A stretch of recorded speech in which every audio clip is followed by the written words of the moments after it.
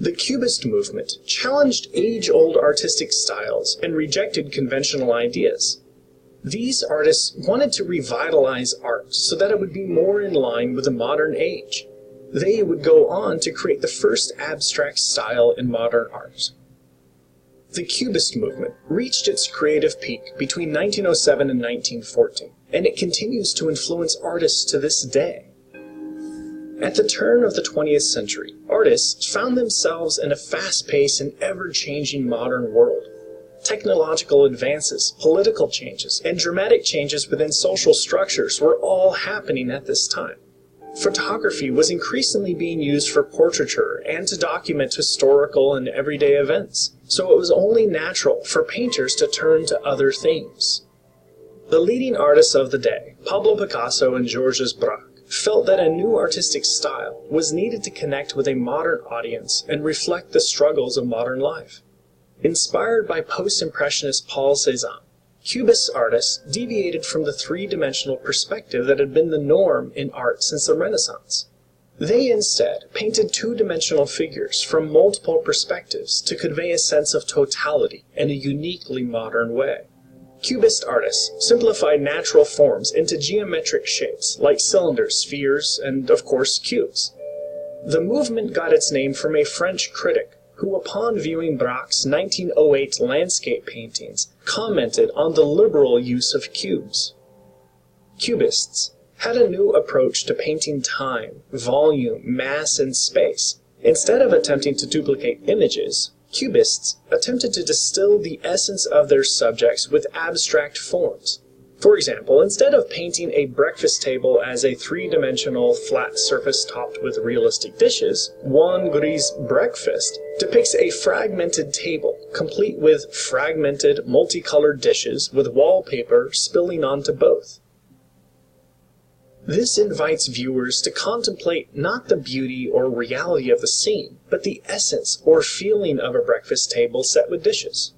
Common characteristics seen in Cubist paintings and sculpture are the liberal use of geometric forms, distorted and fragmented objects, and multiple perspectives of the same scene.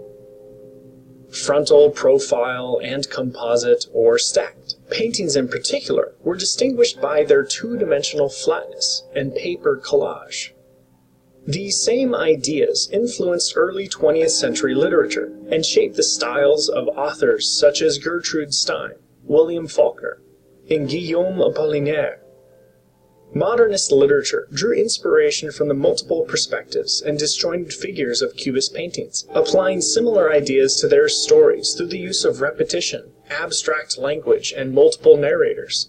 Many Cubist paintings feature musical instruments and sheet music, highlighting the significance of music in these artists' lives. Igor Stravinsky's music mirrored the innovations of visual Cubist art with its chaotic ragtime rhythms.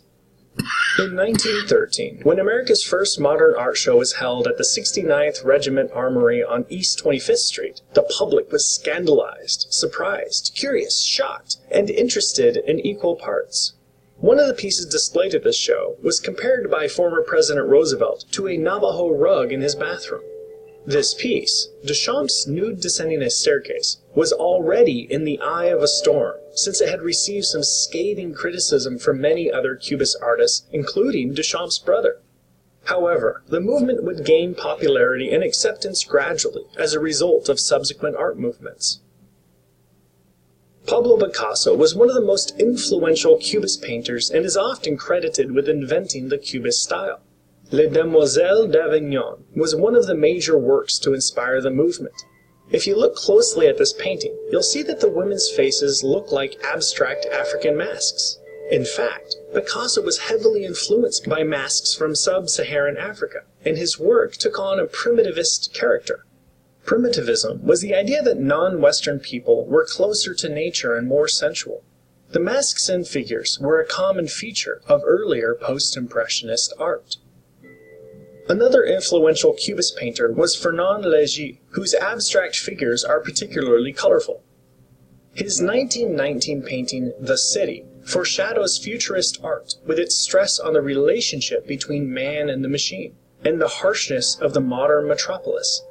The City depicts a juxtaposition of city scenes such as metal beams, highways, pipes, and flights of stairs, all seen from multiple perspectives, and drawing viewers' eyes to each chaotic element. Cubism was a radical deviation from the art of the past, and received its share of scathing criticism. The majority of the public simply did not understand what the fuss was about. But no matter how controversial this artistic style was, no matter how many people criticized it, Cubist art has established itself firmly. The innovative perspectives, the completely different techniques, and the stunning outputs that resulted ensured that Cubism became a part of our artistic heritage, inspiring such outgrowths as Futurism, Constructivism, Dada, and Surrealism. Cubism was the most influential artistic movement of the 20th century.